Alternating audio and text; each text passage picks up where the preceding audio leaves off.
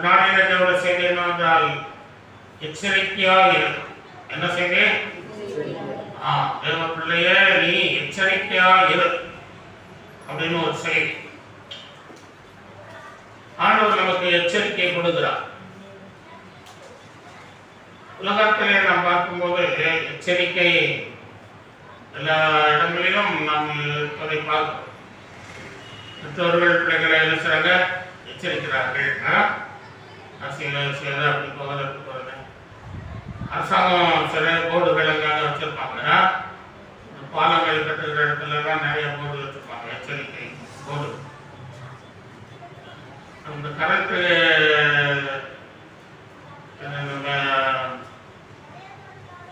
இந்த மீன் கலந்து வர இடங்கள்ல நினைச்சிருப்பாங்க. இப்படி ஒரு கை போட்டு இப்படி கழுத்தை பிடிக்கிற ஒரு எச்சரிக்கை போட்டிருப்பாங்க. பார்த்துருக்கீங்களா? அது என்ன, நீ எச்சரிக்கை இல்லைன்னா செத்துருவ அப்படின்னு.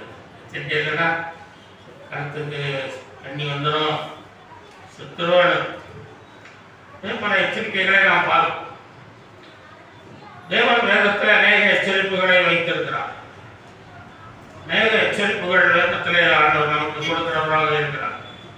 அவர்களை நாம் கவனித்து அவர்களின்படி நாம் ஜாக்கிரதையாய் ஜீவித்தால், எச்சரிக்கையாய் ஜீவித்தால் நாம் இந்த உலகத்திலும் காக்கப்படுவோம், ஒரு வருகையிலும் எடுத்துக் கொள்ளப்படுவோம். அல்லேலூயா. ஆமா, அது வருகையில் காணப்படுவதற்கும் நம்ம எச்சரிக்கையா இருக்கணும். முதலாவதாக நம்ம பார்க்கிறோம், கர்த்தரை மறக்காதபடி எச்சரிக்கையாயிரு என்று சொல்லுகிறார். உபாகமம் 6:12 வாசிக்கிறோம். நீ அடிமைப்பட்டிருந்த வீடாகிய எகிப்து தேசத்திலிருந்து உன்னை புறப்பட பண்ணின கர்த்தரை மறக்காதபடிக்கு எச்சரிக்கையாயிரு என்று சொல்லுகிறார். ஆண்டவர் இஸ்ரவேல் ஜனங்களை எச்சரிக்கையாக இருக்கும்படி கேட்கிறார். இஸ்ரவேல் ஜனங்கள் அடிக்கடி கர்த்தரை விட்டு விலகி போய்விடுவாங்க. அடிக்கடி கேட்டு கர்த்தரை விட்டு விலகிடுவாங்க. அவங்க ராஜாக்களும் சரி, தீர்க்கதரிசிகளும் சரி, அவர்களுடைய தலைவர்களும் சரி, மக்களும் சரி, என்ன செய்வாங்க? அடிக்கடி கர்த்தரை மறந்தே இருக்கும்.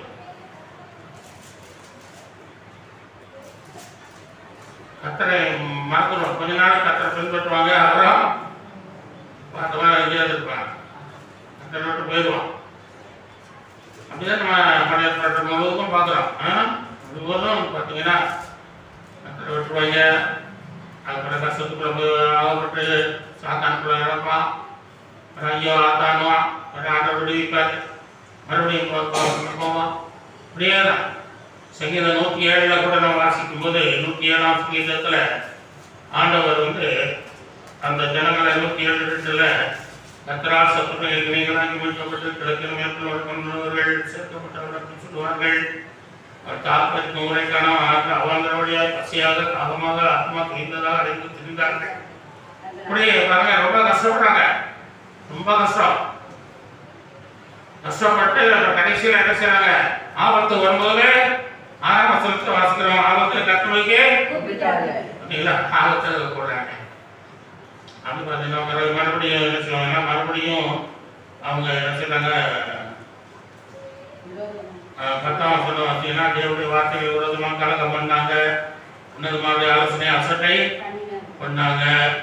இப்படி பண்ணி மறுபடியும் என்ன செய்றாங்க? 11ஆம் வசனத்துல தங்கள் ஆபத்தில் கர்த்தரை நோக்கி கூட்டார். பார்த்தீங்களா, ரொம்ப விழுந்துட்டாங்க. அப்போ ஒடுக்கத்திலும் இடும்பிலும் கட்டுப்பட்டு கிடந்தார்கள். நிறைய கஷ்டங்கள் வருது, பாடுகள் வேதனைகள் வருது. அப்புறம் என்ன செய்றாங்க? ஆபத்தில் கர்த்தரை நோக்கி கூப்பிடுறாங்க. மறுபடியும் கர்த்தர் எழுந்தாரு. அப்புறம் பார்த்தீங்கன்னா மறுபடியும் என்ன செய்றாங்க? 19ஆம் வசனத்திலையும் தங்கள் ஆபத்தில் கர்த்தரை நோக்கி கூப்பிடுகிறார்கள். சரிங்களா? அப்புறம் அப்படியே தொடர்ந்து பார்க்கும்போது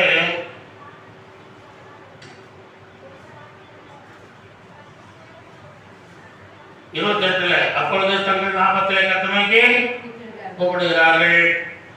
என்ன ஆண்டவர் கொத்தளிப்பு என்ன செய்தாராம்? கொந்தளிப்புகளை மாற்றி அலைகளை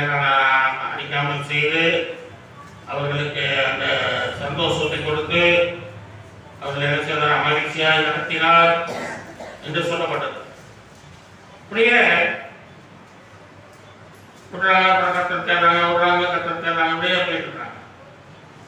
ஆனால் ஆண்டவர் என்ன சொல்லுகிறார்? இஸ்ரவேல் ஜனங்களை பார்த்து உபாகமம் 6:12 வாசித்து போல, நீ அடிமைப்பட்டிருந்த வீடாகிய எகிப்து தேசத்திலிருந்து புறப்பட பண்ணின கர்த்தரை மறவாதபடிக்கு எச்சரிக்கையாயிரு. 23:21 அவர் சமூகத்தில் எச்சரிக்கையாயிரு. அவர் சமூகம் எப்போதும் நம்ம கூட இருக்கு. அல்லேலூயா. ஆமா, அவர் என் சமூகம் உனக்கு முன்பாக செல்லும் என்று சொன்னார். எப்போதும் ஆண்டவருடைய சமூகம் நமக்கு முன்பாகவே இருக்கிறது. அவன் ஆண்டவர் நமக்கு முன்பாகவே இருக்கிறார். நாவி சொன்ன மாதிரி கர்த்தரை எனக்கு முன்பாக வைத்திருக்கிறேன் சொன்ன மாதிரி எப்போதும் நாவி வைத்திருக்காரு. ஆண்டவரே நிற்கிறார். அல்லேலூயா. ஆண்டவரே நமக்கு முன்பாக தான் எப்போதும் இருக்கிறார். அதை நம்ம மறந்துடக்கூடாது. அதனால அவரை மறக்கக்கூடாது. அல்லேலூயா. அவர் சமூகம் நம்ம கூட எப்போதும் இருக்கு. எப்போதும் இருக்கு. இரவு இருக்கு, பகலும் இருக்கு, 24 மணி நேரம் இருக்கு. அவரை நம்ம ஆண்டவரை மறக்கக்கூடாது. அல்லேலூயா. இன்னும் ஆண்டவர் அந்த ஜனங்கள் அடிக்கடி மறந்து போறதுனால தான் என்ன சொல்லுகிறாருன்னு கேட்டால், அதுல உபாகமம் 6:12 நீ அடிமைப்பட்டிருந்த வீடாகிய எகிப்து தேசத்திலிருந்து உன்னை புறப்பட பண்ணின கர்த்தர். அல்லேலூயா. அதனால நீ மறக்காத அப்படின்னு சொல்லி விவரமா சொல்றாரு. அல்லேலூயா. நீ அடிமைப்பட்டிருந்த வீடு எகிப்து இஸ்ரவேல் ஜனங்களை அடிமைப்படுத்தி எகிப்தின் ராஜா பார்வோன் ஜனங்களை என்ன செய்தான்? அடிமைப்படுத்தி ஒடுக்கினான், அவர்களை கொடுமைப்படுத்தினான், அளவுகளை வைத்து அடித்தான், நொறுக்கினான். அவர்கள் செத்தால் நல்லது என்று சொல்லக்கூடிய அளவுக்கு அவர்கள் ஜீவனை கசப்பாக்கினான். மருந்து குடிச்சா செத்துருவோம் எந்த இடத்துக்கு அப்படின்னு சொல்லி அளவுக்கு அவங்க போயிட்டான். அந்த நேரத்தில் ஆண்டு ஓடி வந்தார். அல்லேலூயா. ஜனம் செத்தாலும் செத்து போயிடும். ஓடி வந்து என்ன செய்தாரு? இறங்கி வந்தேன்றாரா சொல்லு, ஜனங்களுக்காக நான் இறங்கி வந்திருக்கேன் சொல்லி இறங்கி வந்துட்டேன். வானத்துக்கு இறங்கி வந்தார். வந்து மோசையை கூப்பிட்டு என்ன செய்தாரு? இப்போ ஞாபகத்தை வந்து கொண்டு வரான்னு சொல்லி விடுவித்தார். அல்லேலூயா. அப்போ இந்த ஜனங்களுடைய கண்ணீரை பார்த்தான், கலக்கங்களை பார்த்தான், மக்களுடைய தேவைகளை அவர் அறிந்தார். நம்முடைய தேவைகளை அறிகிற தேவன். அல்லேலூயா. நம்முடைய தேவைகளை தருகிறவர். நம்முடைய தேவைகள் எல்லாம் இந்த நாள் வரைக்கும் தந்து நடத்துகிறார். ஜனங்களுடைய தேவைகளை அறிந்தார். அவர்களுக்கு ஒரு நல்ல வாழ்க்கையை கொடுக்க வேண்டும் என்று விரும்பினார். நல்ல ஒரு சுதந்திர பூமியை கொடுக்க வேண்டும் என்று விரும்பினார். அல்லேலூயா. அவங்க அடிமைத்தன பூமியை விட்டு சுதந்திர பூமியை கொடுக்கலாம் என்று சொல்லி அவர்களை என்ன செய்தாரே? மீட்க மோசையை அனுப்பும் போது 10 அற்புதங்களை செய்தார். செய்தும் என்ன செய்த ஜனங்களை மீட்டு கொண்டு வர முடியும். ஆண்டவர் பார்த்தார். பஸ்பாவின் ரத்தத்தை என்ன செய்தார்? சிந்த வைத்து மீட்டு கொண்டு வந்தார். அல்லேலூயா. அதுபோல புதிய ஏற்பாட்டிலும் நாமும் இஸ்ரவேல் ஜனங்களைப் போல பாவ உலகத்திலே சாத்தானுக்கு அடிமையாக இருந்து நாமும் கண்ணீரோடு, கவலையோடும், நெருக்கத்தோடும், துன்பத்தோடும், பிரச்சனையோடும், கடன் வாரத்தோடும், சாத்தானுடைய பிரச்சனை போராட்டங்களோடும் நாம் கிடந்து அழுது செத்தால் நல்லது என்று சொல்லுகிற சூழ்நிலை இருக்கும்போதே கர்த்தர் என்ன செய்தார்? நம்முடைய உலகத்திலே வந்து அற்புதங்களை செய்தார். அல்லேலூயா. அந்த அற்புதங்களினாலே அவர் நம்மை மீட்டுக்கொள்ள முடியவில்லை. அதனாலே அவர் தன்னுடைய சொந்த ரத்தத்தை சிலுவையில் சிந்தினார். அல்லேலூயா. சொந்த ரத்தத்தை சிந்தி உங்களை மீட்டுக் கொண்டார். அல்லேலூயா. அதனாலே நீங்கள் என்ன செய்யக்கூடாது? கர்த்தரை மறக்கக்கூடாது. அல்லேலூயா. மறக்கக்கூடாது. கர்த்தரை மறந்து நாம் வாழ முடியாது. கர்த்தரை நாம் மறக்கக்கூடாது. ஜனங்கள் கர்த்தரை மறந்து விட்டார்கள். இந்தியா சுதந்திரம் பெற்று 75 ஆண்டுகள் ஆகுது. ஆனால் மனிதனுக்கு என்ன செய்யல? ஒரு அடிமைத்தனத்தில் தான் இன்னும் இருக்கான். இன்னும் அடிமைத்தனத்தில் தான் இருக்கான். ஒரு துண்டு பீடி அடிமையா இருக்கான். தோட்டத்தில் போகும்போதே கீழே பார்த்துட்டே இருப்பான். துண்டு பீடி கிடைக்குமா? ஒரு கிளாஸ் சாராயத்துக்கு அடிமையாக இருக்கான். சிட்டிங் பண்ணுறதுக்கு ஒரு நிமிஷம் இன்பத்துக்கு அடிமையாக இருக்கான். மனிதன் பாவத்துக்கு அடிமையாக இருக்கான். பாவம் எப்போதும் மனிதனை அடிமைப்படுத்துது. சாத்தான் மனிதனை அடிமைப்படுத்துது. ஆண்டவர் உலகம் இந்தியா சுதந்திரம் பெற்று 75 ஆண்டுகள் ஆகுது. மனிதனுக்கு ஒரு சுதந்திரம் இல்லை, அடிமையா இருக்கிறான். இயேசுநாதர் இந்த உலகத்துக்கு வந்து 2000 ஆண்டுகள் ஆகுது. ஒரு 2000 ஆண்டுகளுக்கு முன்பே என்ன செய்தாரு? சுதந்திரத்தை சிலுவையில் சம்பாதித்து வைத்தார். அல்லேலூயா. அந்த சுதந்திரமும் இன்னும் மனிதனுக்கு கிடைக்கல. இன்னும் மனிதனுக்கு பூரணமா கிடைக்கல. 2000 ஆண்டாயும் கிடைக்கல. ஆகவே ஆண்டவர் சொல்லுகிறார், உன்னை அடிமைத்தலிருந்து உன்னை வேதனையில, வியாதியில, துன்பத்தில் போராடுகின்ற உன்னை வீட்டை கொண்டு வந்த என்னை என்ன மறந்து போகாதே என்று சொல்லுகிறார். அல்லேலூயா. நாம் மறந்து விடுகிறோம். ஆண்டவருடைய ஆலயத்தை மறக்கிறோம். இவரே 10:25 சொல்லுகிறார். சிலர் சபை கூடியவர்களை சிலர் விட்டு விடுகிறது போல நாமும் விட்டு விடாமல் ஒருவருக்கொருவர் புத்தி சொல்ல கடவோம். நாளானது இவ்வளவு சமீபமாய் வருகிறதோ நாட்கள் சமீபத்து வருகிறதை பார்க்கிறீர்கள்.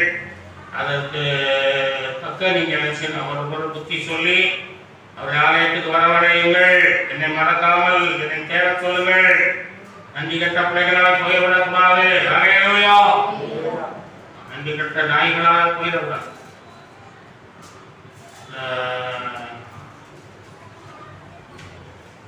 இயேசு கிறிஸ்து மகதலேனா மரியாளுக்கு 7 பிசாசுகளை துரத்தியிருந்தார். அதனால அவள் மிகவும் ஆண்டவர்கிட்ட அன்பு கூர்ந்தார். அவளை குறித்து நாம் வேதத்தில் பார்க்கும்போது அவள் ஆண்டவர் சீமான் வீட்டில் அதை பற்றியிருக்கார். சீமான் ஒரு குஷ்ரோகத்தை சுகமாக்கி அவனுக்கு சுகமாக்கி விட்டதுனால அவன் இயேசுநாதரை கூப்பிட்டு, ஐயா வீட்டுக்கு கொண்டாந்து விருந்து கிடைச்சிங்க, வந்து சாப்பிட்டு போங்க. யூத முறைப்படி வீட்டுக்கு ஒரு ஆளை கூப்பிட்டாங்கன்னா அந்த அவங்க காலை என்ன செய்யணும்? கழுவணும். அவங்கள கட்டி பிடிச்சி புத்தம் கொடுக்கணும். அப்புறம் தலைக்கு ஒரு எண்ணெய் கொடுக்கணும். அந்த மாதிரி காலை கழுவி குறைக்கணும் துணி வச்சு. அப்புறம் தான் ஆகாரம்லாம் கொடுக்கும். இந்த வாசனை திரவியங்கள்லாம் கொடுக்கணும். சில ஒழுங்குகள்லாம் உண்டு. அதான் ஆண்டவர் சொன்னாரு. அப்போ அந்த மகதலேனா மரியாள் ஒன்று வந்து என்ன செய்தா? அந்த நடந்த தைலத்தை உடைத்து இயேசுவின் பாதத்தில் ஊசினார் என்று சொல்லினோம். அப்போ ஆண்டவர் என்ன சொன்னாரு? லூக்கா சுவிசேஷத்துல 7:44 நானும் வீட்டில் பிரவேசித்தேன். அந்த சீமோனை பார்த்து சொல்றார். சீமோன் என்ன சொல்றான்? என்னையா உங்களுடைய பாதத்தை வந்து பிடிச்சுக்கிறான், பாதத்தை முத்தம் கொடுக்குறான், இதை என்ன பண்ணிட்டு இருக்கிறா? ஒரு பாவி, ஒரு பிசாசுமாவா, அவளுக்குமே பிரசாந்தம் இருக்கிறீர, அதெல்லாம் உங்களுக்கு தெரியலையா அப்படின்னு கேட்கான். ஆண்டு சொன்னாரு, நான் உங்க வீட்டில் பிரவேசிப்பேன், நீ அழைச்சேன்னு சொல்லி வந்தேன். ஆனா நீ என் கால்களுக்கு என்ன செய்யல?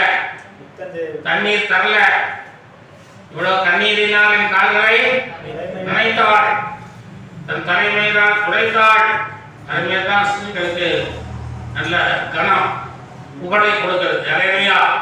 புகழ் மதிப்பை கொடுக்கக்கூடிய இந்த தலைமொழியினாலே அவளைச்சார். என்னுடைய மதிப்பு மரியாதை என்னுடைய கனமெல்லாம் வேண்டாம், என்ன இயேசுக்கே தலையெழுத்திடா நின்று அவர் பாதத்திலே துடைக்கிறார். தலைமுடியை வச்சு துடைக்கிறார். அல்லேலூயா. ஆமா, இவள் என்ன செய்த? முத்தம் செய்யவில்லை, நீ என்னை முத்தம் செய்யல, இவ்வளவு முதல் பாதங்களை ஓயாமல் செய்கிறார். அதனால நீ தலையில் என்ன பூச பாதங்களில் பனிமலரையெல்லாம் பூசினார். சொல்லி மென்மையா பேசுறார். அல்லேலூயா. மென்மையா சொல்லி அவளை பார்த்து சொல்றார், இவ்வளவு என் இடத்தில் என்ன செய்தார்? அன்பு உனக்கு சொல்லுகிறேன், இவள் செய்த அநேக பாவங்கள் மன்னிக்கப்பட்டது, இவள் மிகவும் அன்பு கூர்ந்தாளே, இவள் மிகவும் அன்பு கூர்ந்தாள். அவன் நன்றி மறக்கல, நன்றி மறக்கல. அவன் சின்ன வியாதிகள் அவர்கள் நன்றியா இருக்கணுங்க. அல்லேலூயா.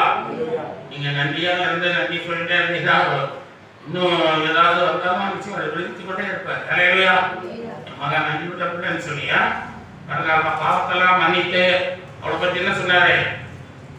இந்த சுவிசேஷம் எங்கெல்லாம் சொல்லப்படுகிறதோ உலகம் முழுவதும் சொல்லப்படும், உலகம் முழுவதும் உன்னை பற்றி சொல்லுவாங்க என்று சொல்லி அவளை உயர்த்தினார். அல்லேலூயா.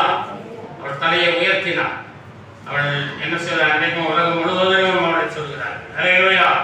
உயர்த்தி பேசுகிறார். அன்மையானவர்களே, அப்படியா நம்ம ஆண்டவருக்கு நன்றியுள்ள பிள்ளைகளாக இருப்போம், ஆண்டவரை மறக்காதவர்களாக இருப்போம். அல்லேலூயா. கர்த்தர் நம்மை ஆசீர்வதிப்பாராக. நம்ம ஆராதனையை மறக்கக்கூடாது, தனிஜபத்தை மறக்கக்கூடாது, குடும்ப ஜபத்தை மறக்கக்கூடாது, வேதவாசிப்பை மறக்கக்கூடாது, ஊழியத்தை மறக்கக்கூடாது, காணிக்கை மறக்கக்கூடாது, அசுவாசத்தை மறக்கக்கூடாது, சுவிசேஷம் சொல்றதை மறக்கக்கூடாது. அல்லேலூயா. ஒரு குஷ்ரோகி அம்மா இருந்தாங்க.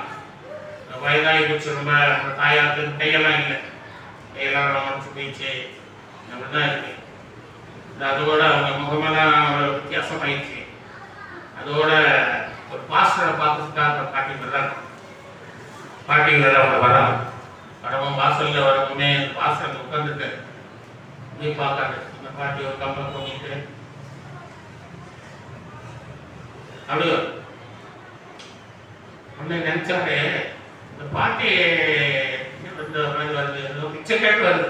என்ன கேட்டு? பிச்சை கேட்டு வருதுன்னு சொல்லிவிட்டு நினைச்சிட்டு பைக்குள்ள கை விட்டு ஒரு 50 பைசா எடுத்து கையில் வச்சிருக்காரு. பாட்டி அங்கிருந்து வரவுமே வந்தார். உள்ள வந்து பாட்டியா, என்ன பாட்டி, இந்தாங்க இந்தாங்க இந்தாங்க, பிடிங்க, போங்க, அப்படி போங்க போங்க அப்படின்னு. அப்ப அந்த பாட்டி சொல்லிச்சு, இருக்கையா அவசரப்படாதீங்க, உங்களை பார்க்க தான் வந்தேன், உங்களுக்கு ஒரு உங்கள்கிட்ட இருந்து காசு வாங்கறதுக்கு நான் வரல, உங்களுக்கு கொடுக்க தான் வந்திருக்கேன். என்ன சொல்லுவா? கொடுக்க தான் வந்திருக்கேன். நீங்க ஆண்டோட ஊழியத்தை செய்றீங்க, இன்னும் நல்லா செய்யணும், இன்னும் வல்லமையா செய்யுங்க, நிறைய ஆத்மாக்கள் அனுப்பி போகிற தினங்களெல்லாம் ரட்சிப்புகளை கொண்டு வரணும்.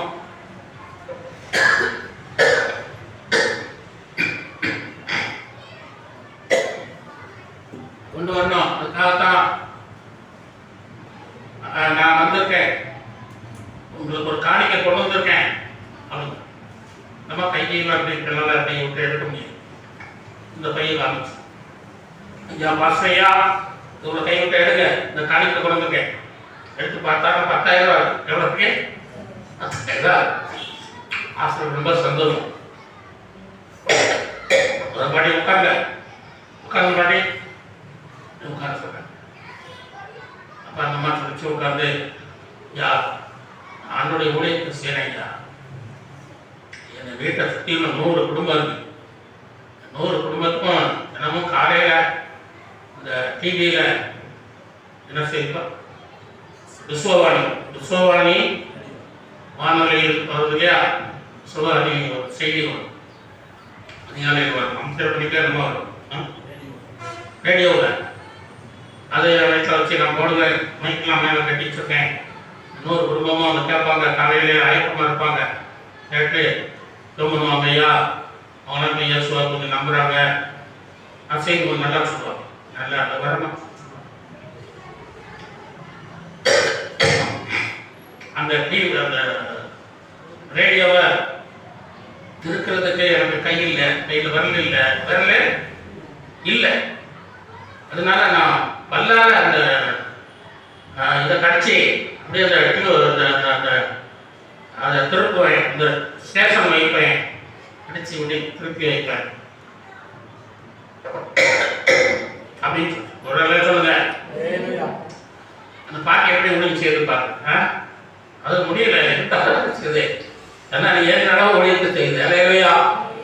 தன்னால் இயன்றதை இவள் செய்தாலே சொல்லி ஆண்டவர் சொன்ன மாதிரி தன்னால் ஏற்ற ஒழித்து பாட்டி செய்து நமக்கு ஆண்டவர் 2 கை இருக்கிற நல்லா கொடுத்துருக்காரு. அலையிலையா 2 கண்ணு 2 காது நல்லா கால்கள் கைகள் நல்லா கொடுத்து நல்லா சரீரத்தை கொடுத்துருக்காரு.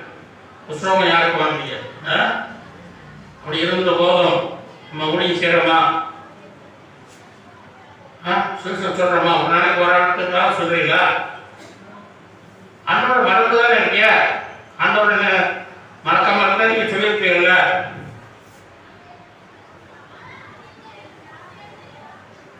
வாழ்க்கையில நம்ம எவ்வளவு காரியங்களுக்கு முக்கியத்துவம் கொடுத்தாலும் இயேசுவின் ஊழியத்தை மறக்கக்கூடாது. ஆமா, நம்ம அநேக காரியங்களுக்கு முக்கியத்துவம் கொடுக்கிறோம், ஆனால் இயேசுவுக்கு தான் முக்கியத்துவம் கொடுக்கணும். இயேசுவுக்கு முக்கியத்துவம் இயேசுக்கு தான் கொடுக்கணும். நீங்க சாப்பிடுறீங்க, இந்த ஒரு நாள் வயிற்றுக்காக, அழிஞ்சு போகிற வயிற்றுக்காக தான் சாப்பிடுறீங்க. அதுதான் உழைக்கிறீங்க. உழைப்பு வேறு, ஊழியம் செய்யுங்க. நீங்க ஊழியம் செய்யணும், ஆத்மாக்கள் ஆதாயம் பண்ணணும். அதனால நான் வேலைக்கு போனேன், ரொம்ப வேலை, ரொம்ப கஷ்டமா இருந்தது. அதெல்லாம் சொல்லவே கூடாது. வேலைக்கு போகலையோ ஊழியா சுவிசேஷம் அறிவிக்கணும், டேக்ஸ் கொடுக்கணும். ஒரு நாளைக்கு ஒரு ஆத்மாவையாவது சொல்ல முடியாது உங்களுக்கு. ஆத்மாக்களை ஆதாயம் செய்கிறவர் ஞானம் காட்டி பாருங்க. அந்த சூழ்நிலையிலையும் அது ஊழியத்தின் அவசியம் இருக்கா இல்லையா? ஆண்டவர் பாட்டிட்ட கணக்கு வைப்பாரா? கேட்க மாட்டாரு. பாவம் இல்லையா? பாட்டி பாவம் அப்படின்னு. ஆனால் அது ஊழியம் செய்யறதில்ல இல்லையா? சரிங்களா? அதனால கட்டாயத்துடைய ஊழியத்தை செய்யணும்.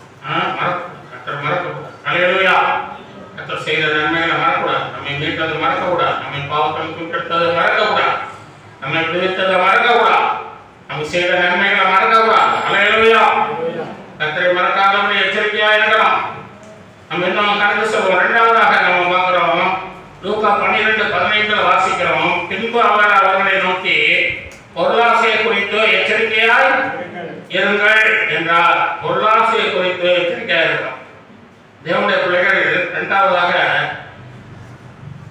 பொருளாசையை குறித்து எச்சரிக்கை. பொருளாசை, பொருள் ஆசை, பொருள் மேல ஆசை.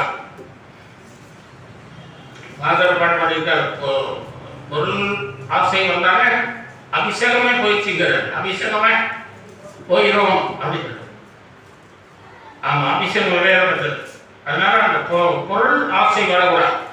நமக்கு எப்போதும் இயேசு மேலதான் ஆசை வரணும். அல்லேலூயா. நமக்கு யார் மேல ஆசை வரணும்? இயேசு மேலேயே ஆசை வரணும். பொருள் மேல ஆசை வரக்கூடாது. நமக்கு உலகத்தில் இருக்கிற காலங்களில நமக்கு பொருள் மேலதான் ஆசை வருது. ஏதாவது பொருள் பார்த்தா வாங்கணும், சேலை பார்த்தா வாங்கணும், துணிமணியை பார்த்தா வாங்கணும், கடையில் ஏதாவது பிளாஸ்டிக் பொருள்கள் கலக்கடலாக இருந்தால் வாங்கணும். ஆமா, நல்லா இருக்குங்க. சொத்து வாங்கணும். இந்த இப்படி நம்ம பொருள் மேலே தான் ஆசை வைக்கிறோமே ஒழிய ஆண்டவர் மேல ஆசை வைக்க மாட்டேங்கிறோம். அதான் சொல்றாரு, பொருளாசை குறித்து அப்படி இருக்க எச்சரிக்கையா இருக்கு.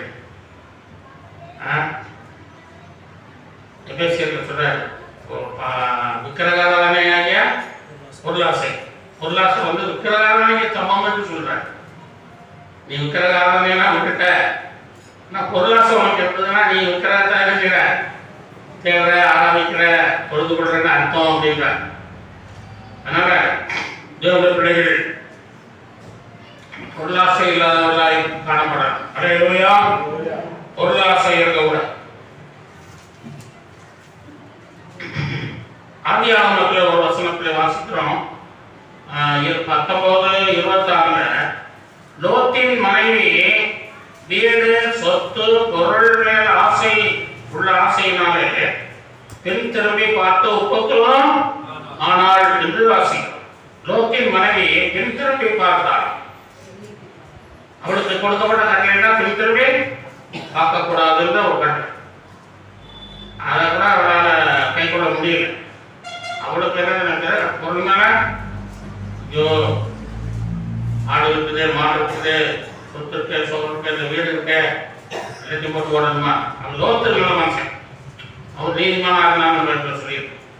அதனால அவன் என்ன செய்யறான், போன போது கத்தர் தருவாரு. அலையா எனக்கு ஒரு கத்தர் கொடுத்தேன். நான் வரும்போது சும்மா தான் வந்தேன், தாய் வயிற்றிலிருந்து வரும்போது ஒன்று கொண்டு வரல, கொண்டு போகிறது ஒன்றும் இல்லை, கத்தர் தருவாரு, நீ வாடின்னு சொல்லி கூப்பிட்டுருப்பான்.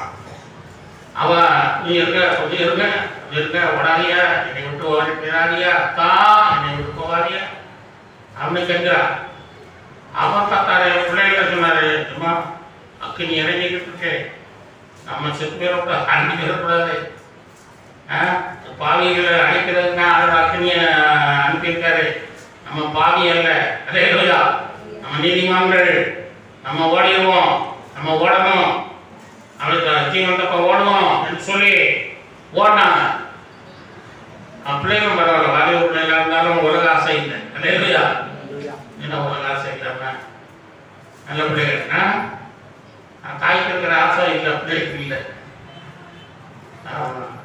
எங்கள் அம்மா அப்படி, அதனால நானும் டாக்டர்கிட்ட போனேன். என்ன சொல்லுவான், வியாதியா உனக்கு சுகர் இருக்கா, உங்கள் அம்மாவுக்கு இருந்தா, உங்கள் அப்பாவுக்கு இருந்து, அவங்க இல்லைன்னா பாட்டிக்கு இருந்தாம்மா விட மாட்டாங்க டாக்டர். ஒரே கேட்டு கடைசியாக அது மேலே தான் உனக்கு வியாதி வந்துருக்குன்னு சொல்லுவான். இந்த அம்மாவும் என்ன பண்ணுவான், அவன் இது ரசிக்கப்பட்டிருக்கோம், அவசியம் பட்டிருக்கோம். ஆனால் என்ன சொல்லும், எங்கள் அம்மாவுக்கு இருந்தது, அதனால தான் எனக்கு இருக்குது அப்படின்னு சொல்லியே காலத்தா காரணி கொண்டு போயிருக்கு. சத்தியம் தெரியாததுனால டாக்டர் சொல்றது கேட்க, சத்தியம் என்ன சொல்றாரு, அவர்கள் புருஷ சித்தத்தினாலாவது மாம்ச சித்தத்தினாலாவது பிறகாமல் அவர்கள் எதனாலே பிறந்தார்கள், தேவனாலே பிறந்தவர்கள். அல்லேலூயா. ஞானஸ்நானத்துக்கு ஆண்டவரோட வந்த பிள்ளைகள் தேவனாலே பிறந்தவர்கள். அல்லேலூயா. இப்போ உங்களுக்கு தாய் தகப்பன் யாருன்னா, இப்ப தேவன் தான் தாய் தகப்பன். மாம்சத்தோடு இருந்தாலும் நீங்க இப்ப ஆவிக்குரிய பிள்ளைகளா மாறிட்டீங்க, ஆண்டவரோட வருவீங்க. அதனால பிள்ளைகளானால் சுதந்திரமும் நாமே, அவருடைய பிள்ளைகளால் சுதந்திரமும் நாமே இருக்குதே சொல்ற. அவருடைய சுதந்திரம், தேவனுடைய சுதந்திரம்லாம் உங்களுக்கு இருக்கிற, தேவனுடைய அந்த சுகம் பலன், அவருக்குள்ள இருக்கிற அந்த ஆசீர்வாதங்கள் எல்லாம் உங்களுக்குள்ள இருக்குது. அல்லேலூயா. வானத்தில் பூமியில் சகல அதிகாரம் கொடுக்கப்பட்டிருக்கிறதே, அந்த அதிகாரத்தை உங்களுக்கு கொடுக்கிறேன். அல்லேலூயா. அது எல்லாத்தையும் ஆண்டவர் உங்களுக்கு கொடுத்துருக்கிறேன். அதனால நீங்க அப்படி சிந்திக்கணும். நான் இப்ப யார் பிள்ளையாகிறேன், இயேசுவின் பிள்ளையாகிறேன். இயேசு கிறிஸ்து சோமலாம் உலகத்தில் இருக்கும்போது நல்லா இருந்த, ஆரோக்கியமா இருந்தாரு, அதுபோல் நானும் இருப்பேன். அவருடைய பிள்ளை நானே, அவருடைய ரத்தத்தால் மீட்கப்பட்டிருக்கிறேன். அவர் என்னை கை போட்டு வாங்கி இருக்கிறார். அல்லேலூயா. கடையில் ஒரு பொருளை விலைக்கு வாங்கிட்டீங்கன்னா அது உங்களுக்கு தானே சொந்தம். ஆமா, ஒரு பொருளை வாங்கிட்டீங்கன்னா, ஒரு பீரோ வாங்கிட்டீங்கன்னா இது நான் தான் வாங்கினேன், உங்களுக்கு சொந்தம். இன்னொருத்தன் இது எனக்கு சொல்ல முடியாது. அந்த கிரயத்துக்கு கொள்ளப்பட்டீர்களே. அல்லேலூயா. ஒரு ரத்த கிரையை கொண்டு உங்களை வாங்கியிருக்கான், உங்களை மீட்டிருக்கிறார், அவருடைய சொந்த பிள்ளையா மாற்றிட்டார். அல்லேலூயா. யோவான் 1:12 அவருடைய நாமத்தின் மேல் விசுவாசம் உள்ளவர்கள், அவரை ஏற்றுக்கொண்டவர்கள் எத்தனை பேர்களோ அத்தனை பேர்களும் பிள்ளைகளாக அதிகாரம் கொடுத்துட்டார். அதனால நீங்க எப்போதுமே இந்த அப்பா அம்மாவுக்கு இருந்தது, எங்க தாத்தாவுக்கு இருந்தது, அதனால நமக்கு இருக்கு அப்படின்னுட்டே போகாதீங்க. ஆமா, அதை மறந்து என்ன செய்யணும், இப்ப நான் தேவனால பிறந்தவள், என்னுடைய தாய் தேவன், தகப்பன் தேவன். அல்லேலூயா. இயேசுவின் ரத்தத்தால் நான் பெற்றெடுக்கப்படுகிறேன், கல்வாரியில் என்னை பெற்றெடுத்தார். அல்லேலூயா. ஆமா, பிள்ளைகளை பெற்றெடுக்கும் போது ரத்தம் நிறைய போகும்ல, இயேசு ரத்தம் எல்லாம் உங்களுக்கு எழுதியிருக்காரு. எல்லா ரத்தத்தையும் ஊற்றி உங்களை பழக வச்சிருக்காரு. அல்லேலூயா. கல்வாரியில் பிறந்த வேண்டாம். அல்லேலூயா. அதனால அப்படிப்பட்ட விசுவாசத்துக்கு அறிக்கை செய்ய யாகி உங்க வர. அல்லேலூயா. சுகர் என்ன செய்யாதே வரா, பிரஷர் வரா. அல்லேலூயா. நல்ல அப்படி அந்த விசுவாசத்தை அப்படி கொண்டு வாங்க, ஆண்டவருக்குள்ள கொண்டு வாங்க. அல்லேலூயா. ஸ்தோத்திரம். அப்படியாக நாம லோத்தின் இயேசு கிறிஸ்து சொல்லும்போது என்ன சொல்லுகிறார்? அந்த லோத்தின் மனைவி வீடு சொத்து பொருள் மேலேயே ஆசை வச்சு அப்படியே திரும்பி பார்த்தாளா, அப்படியே கல்ச்சலையா மாறிட்டான். என்ன செய்யட்டாமா? கல்ச்சலையா ஒப்புட்டுனா மாறி அப்படியே கல்லா நிற்கிறான்.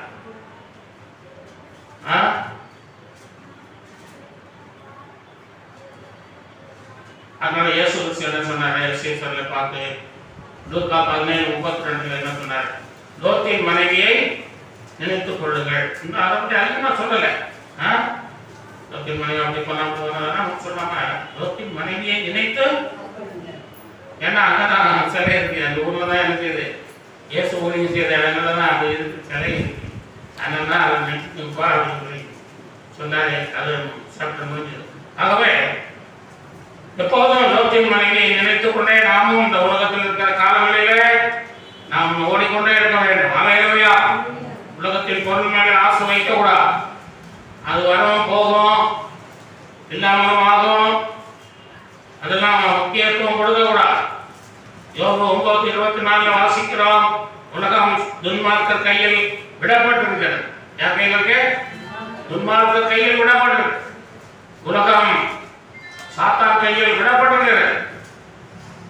அதனால இயேசு சொன்னாரு யோவான் 14:30, இதோ உலகத்தின் அதிபதி வருகிறார், அவனுக்கு என்னிடத்தில் ஒன்றுமில்லை. இயேசுவே சொல்றாரு, உலகத்துக்கு ஒரு அதிபதி இருக்கான். அப்ப நான் இல்ல, உலகத்துக்கு அதிபதி நான் இல்ல, ஒருத்தன் இருக்கான், அவன் வர்றான். அதுதான் அந்த சாத்தான். அவனுடைய சரக்கு ஒண்ணு இல்ல, அதனால என்னை ஒன்றும் செய்ய முடியாது அப்படின்னு சொல்லி இயேசு, நான் உலகத்தான் அல்ல என்ன சொல்றாரு? நான் உலகத்தான் அல்லாத போல நீங்களும் உலகத்தான் அல்ல அப்படின்னு கையை வச்சுக்கிறேன். சிலுவையில் கூட எப்படி கையை வச்சுனால நான் உலகத்தான் அல்ல சொல்றாரு. கரைகளையா? ஆகவே ஆண்டவர் இந்த உலகத்தில் இருந்த போது கூட சாத்தான் கொஞ்சம் அதிகாரம் கொடுத்துருக்க, உலகத்தில் கொஞ்சம் அதிகாரம் அவனுக்கு கொடுத்ததை எடுக்க. ஆண்டவர் எல்லாத்தையும் சுத்தமா தொடர்ச்சி போட மாட்டாங்க, கொஞ்சம் விட்டு வைக்கிறேன். சாத்தானையும் பாருங்க, கொஞ்சம் விட்டு வச்சுக்க. அதனால தான் அவன் என்ன பண்ணான்? ஏசுநாதன் 30வது வயதுல உபவாசம் இருந்து ஜெபம் பண்ணி முடிஞ்ச போது என்ன செய்யறான்? சாத்தான் சோதிக்கும் போது என்ன சொல்றான்? ஒரு உயர்ந்த மலையில கொண்டு போய் நிறுத்தி என்ன சொன்னா? இந்த உலகத்தின் ராஜ்யங்கள் எல்லாம் பாரும், இதெல்லாம் உனக்கு தரேன் அப்படின்னு சொல்லுங்க. அப்ப என்ன சொல்றான்? இதெல்லாம் எனக்கு தான் சொந்தம், நான் உனக்கு தரேன் இல்லைங்களா? அப்படி அவன் கொடுத்தும் அதிகாரம் கொடுத்ததுனால நான் அதை உண்மை பாராட்டி சொல்றேன். ஆகவே சாத்தான் கையில தான் இந்த உலகம் கொடுக்கப்பட்டிருக்கிறது. அதனால தான் ஆண்டவர் சொன்னாரு, யோவான் 15:19 சொல்லுகிறார், நான் உங்களை உலகத்திலிருந்து தெரிந்து கொண்டேன். உலகத்திலிருந்து தெரிந்து கொண்டான் என்பதை நான் மறந்து வரக்கூடாது. உலகத்திலிருந்து தெரிந்து கொண்டான். பாவம் உலகத்திலிருந்து, அழிந்து போகிற உலகத்திலிருந்து, அசுத்தமான உலகத்திலிருந்து, கரைபிடிந்த உலகத்திலிருந்து, தீட்டுப்பட்ட உலகத்திலிருந்து ஆண்டவர் உங்களை தெரிந்து கொண்டார். அல்லேலூயா. ஆமா என்பதை நீங்க மறந்துவிடக்கூடாது. ஆகவே உலகத்தின்படி நாம் உலக பொருளுக்கு ஆசைப்படக்கூடாது. உலகத்தாரை போல நாம் ஜீவிக்க கூடாது. தீத்து 2:12 வாசிக்கிறோம், நாம் அவபக்தியையும் லௌகிக இச்சைகளையும் வெறுத்து தெளிந்த புத்தியும் நீதியும் தேவ பக்தியும் உள்ளவர்களாக இவ்வுலகத்திலே ஜீவனம் பண்ணி திருப்தியாய் வாழ வேண்டும் என்று வேதம் சொல்லுகிறது. அல்லேலூயா. ஆமா, அவபக்தியை நம்ம வெறுக்கணும், லௌகிக இச்சைகளை வெறுக்கணும், தெளிந்த பக்தி, நீதி, தேவ பக்தி நமக்கு. அல்லேலூயா. தாவீதுக்கு பிறகு யாருன்னா ஆட்சிக்கு வரணும்? தாவீதுக்கு பிறகு அவன் மகன் தானே ஆட்சிக்கு வரணும். மூத்த மகன் தான் வரணும். மூத்த மகன் பேர் அம்னோன். அவன் பேரு அம்னோன் தான் ஆட்சிக்கு வரணும். அவன் தான் தகுதி. அவனுக்கு தான் சேஷ்ட புத்திர பாகம் உண்டு. அவனுக்கு தான் தகுதி உண்டு. அவன் தானா? இதனால அவனுக்கு என்ன வந்தது? லௌகிக இச்சை. என்னது? இச்சை. இச்சைனால அவன் விழுந்து போயிட்டான். வர முடியல. ராஜா தகுதி உள்ளவன், ராஜ பதவிக்கு வர முடியல. அடுத்து யார் வரணும்? அப்சலோம் வரணும். அப்சலோம் வந்தானா அப்சலோமுக்கு பெருமை அதிகம். ஆமா, அதனால அவன் என்ன சொன்னான்? ஒரு பெரிய ஒரு தூணை, அவனுடைய சாயலில் ஒரு தூணை உண்டாக்கி தனக்கு குழந்தை இல்லை என்று சொல்லி ஒரு தூணை, பெரிய வெங்கல தூணை உண்டாக்கி அதை நிறுத்தியிருந்தான். பாருங்க, உயிரோடு இருக்கும்போது அவனுக்கு ஒரு சிலையை வச்சுட்டான். அப்ப பெருமை. அதனால அவன் ஆட்சிக்கு வர முடியல. எழுப்பி என்ன செய்தான்? அவனை சாவை தேடிக்கொண்டான். மூணாவது யார் வரணும்? அதோனியா வரணும். யாரு? அதோனியா. அதோனியாவும் என்ன செய்யறான்? குடும்பத்துல என்ன செய்யறான்? அவனுக்கு கொஞ்சம் இச்சை, மாம்ச இச்சை உள்ளவனாக அவனும் தன்னால தானே ராஜாவான்னு சொல்றான். அவனே ராஜாவான்னு சொல்லி ஆடிச்சது. அதுக்கு சில ஒழுங்குகள்லாம் உண்டு. இந்த ஒழுங்குகள் எல்லாம் மீறி நான் தான் ராஜான்னு அவனை தன்னால தானே கமட்டாடுறது. கடைசியில் அவன் வாழ்க்கையும் முடிஞ்சு. சாலமோனை ஆண்டவர் தெரிந்து மாட்டார். சாலமோனை தெரிந்து மாட்டார். சாலமோன் ஒரு நல்ல மனுஷனாக இருக்கிறான். அவனுடைய ஆரம்ப காலம் நன்றாகத்தானே இருக்கும். போக போக நம்முடைய வாழ்க்கை ரொம்ப மோசமா போய் விடுகிறது. அதனால அவபக்தி இருக்கக்கூடாது. தேவ பக்தி தான் உங்களை பரலோகத்துக்கு கொண்டு போகும். அல்லேலூயா. அவபக்தி இருக்கக்கூடாது. லௌகிக இச்சைகள் இருக்கக்கூடாது. பரலோகத்துக்கு போவதற்கு நம்ம ஜாக்கிரதையா இருக்கணும். 1 தீமோத்தேயு 6:6 போதுமென்ற மனதுடனே கூடிய தேவ பக்தியை மிகுந்த ஆதாயம். போதும் ஆண்டவரை நீ தந்தது போதும் என்ற ஒரு திருப்தி நமக்கு எப்போதும் இருக்கணும். அல்லேலூயா. இது கனத கனத அது கட்டிய அது கட்டியன்னு சொல்லி ஒரு சொல்லிக்கிட்டே இருக்கக்கூடாது. போதும் ஆண்டவரை தந்ததுக்கு நான் திருப்தியா இருக்கிறேன். என்னை ஆச்சரியமா அற்புதமா இதுவரை நடத்தினீர், எங்கேயும் நடத்துவீர், உண்மையை நம்பி இருக்கிறேன்னு சொன்னா முடிஞ்சு. அல்லேலூயா. நான் சந்தோஷப்படுவேன். அல்லேலூயா. அப்படிப்பட்ட பிள்ளைகளாக வாழ்வோம். மூணாவது, நாய்களுக்கு எச்சரிக்கையாக இருங்கள். பிலிப்பியர் 3:2 வாசிக்கிறோம். நாய்களுக்கு எச்சரிக்கையாக இருங்கள் என்று சொல்லப்படுகிறது. ஏன்னு நாம் நாய்களுக்கு எச்சரிக்கை இருக்கணும்? 1 பேதுரு 2:22 வாசிங்கன்னா, நாய் தான் கக்கினதை தின்னும் என்று வேதத்தில் சொல்லப்பட்டிருக்கிறது. நாய் கக்கினதை தின்னுதல். அதனால்தான் நாய்களுக்கு எச்சரிக்கையா இருந்தாங்க. அல்லேலூயா. உலக பிரகாரமாகவும் இந்த நாய்களுக்கு இப்போ வந்து உந்தி ஊசி போடுவாங்க, கொண்டுவாங்க. இப்போ இந்த நாய்களை சுதந்திரமா விட்டுட்டாங்க. விட்டதுனால நம்ம என்ன செய்ய, நாய்கள் எல்லாரையும் கடிக்குது, வேதனைப்படுத்துது நம்ம பார்க்குறோம்.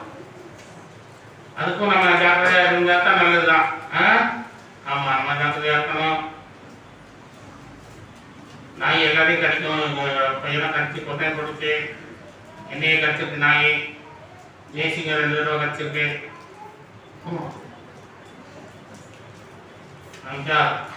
நாய்க்கு கொஞ்சம் எச்சரிக்கையாக இருக்கும். அல்லேலூயா. நாய்க்கு ஏன் எச்சரிக்கையா இருக்கணும்னு சொல்றாரு? நாய் காக்கினதை தின்னும். அதுபோல பாவத்தை மறுபடியும் செய்யறது.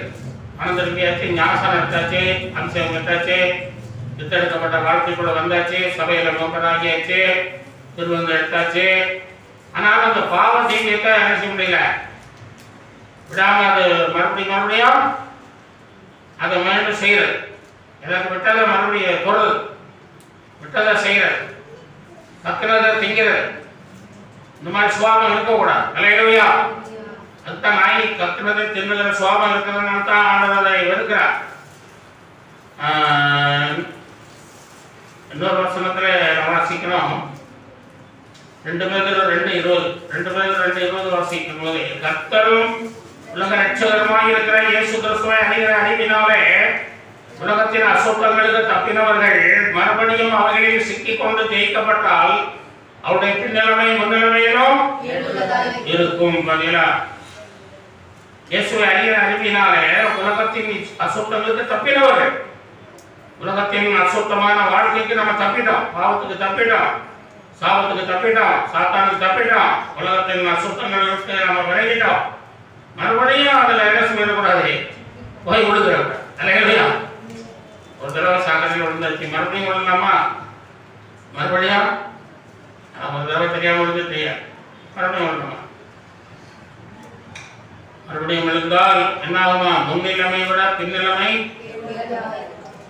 முன்னிலைமையும் பின்னிலைமை கேடுள்ளதாய்.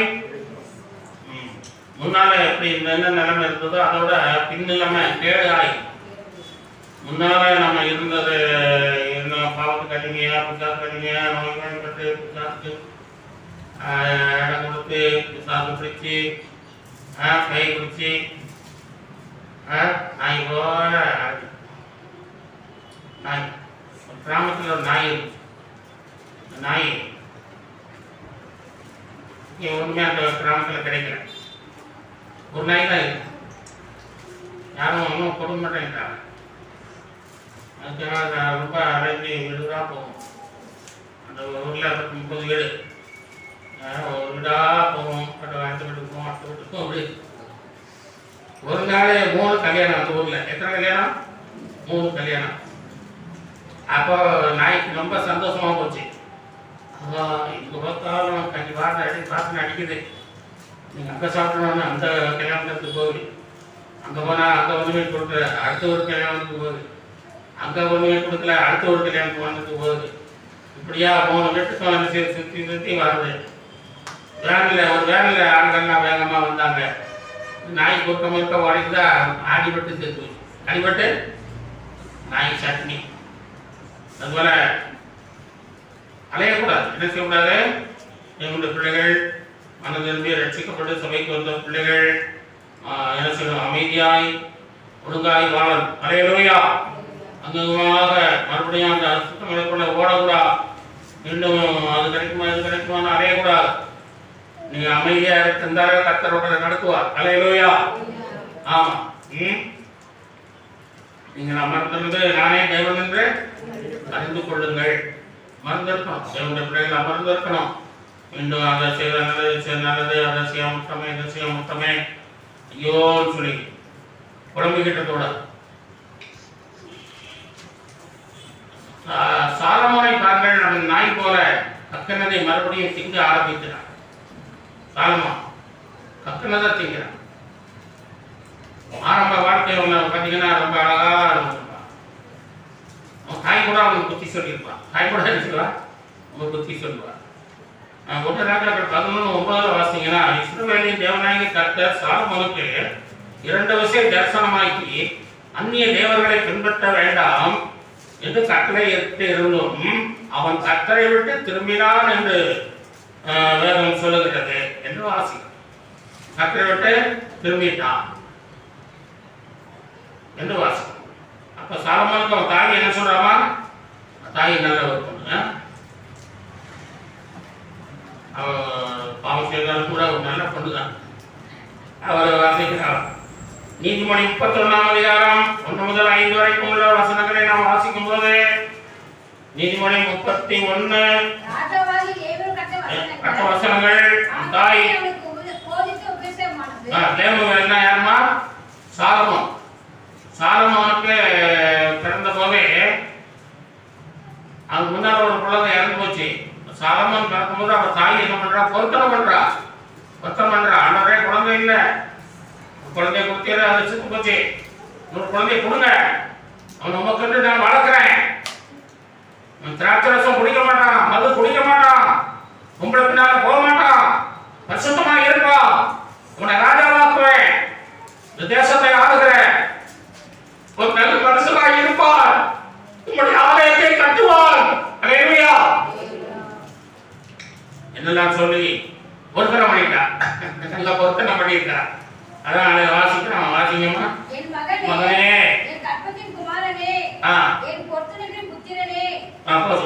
அந்த லேம்புகள் அவன் பிறந்தவன தாப்பன் பேர் வைக்கிறான், இவனுக்கு சாலமோன்னு தகப்பன் பேர் வைக்கிறான். கொஞ்ச நேரத்துல தீர்க்கதரிசி வர்றாரு, நாத்தான் வர்றாரு. நாத்தன் வந்து கர்த்தர் சொன்னா அவன் பேர் எதிதியா அப்படின்னு சொல்லி அவன் ஒரு பேரை சொன்னான். தாயை பார்த்து பார்த்தா சாலமோனும் வேண்டாம், எதிதியாவும் வேண்டாம், லேமுவேல். என்ன வேலை? லேமுவேல் என்று சொல்லி அவளும் ஒரு பேர் வச்சுட்டா. அதான் சொல்றா, லேமுவேலே கற்பத்தின் குமாரனே, பொருத்தனைகளின் புத்திரனே,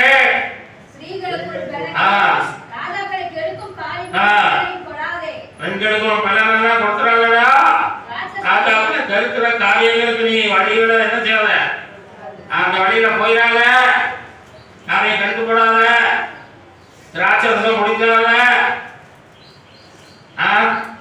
மதுபானம் பண்ணிடாத. நீ ராஜா, நீ ராஜா, நீ யாரே?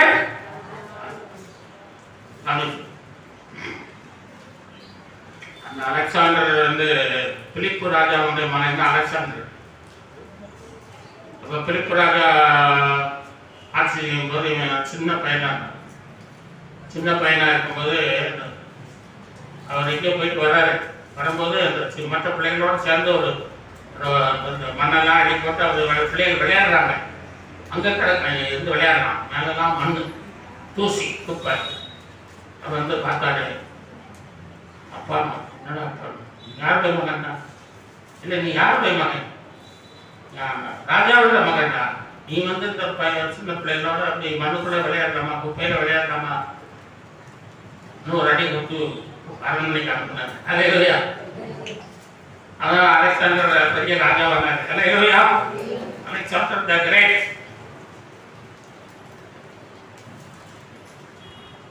ஆகவே ராஜாக்களுக்கு தகுதி இல்லாததால அவன் சொல்றா, இதுக்கு தகுதி இல்லப்பா, அதுக்காக உன்னை நான் பெற்றெடுக்கல மகனே. இப்ப சுத்தமா வாழணும், கர்த்தருக்கு ஆலயத்தை கட்டணும், கர்த்தரை ஊழியத்தை செய்யணும், ஜனங்களை கர்த்தருக்குள்ள வழி நடத்தணும். 12 கோத்திரத்து ஜனங்களும் உன்னை நம்பி இருக்கிறாங்க. அவன் அம்னோன் சரியில்லை, அதோனியா சரியில்லை, அப்சலோம் சரியில்லை, நீதான் சரி.